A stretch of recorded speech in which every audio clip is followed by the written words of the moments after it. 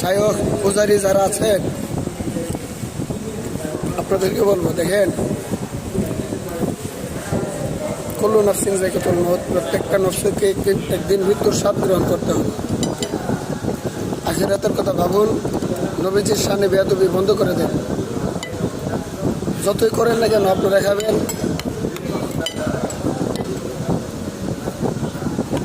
আমরা ভালো ভালো খাবার খাই, তা থেকে হয়তো চুলকানি হয়, অ্যালার্জি মলম লাগান, না হয় ভালো ডাক্তার দেখান।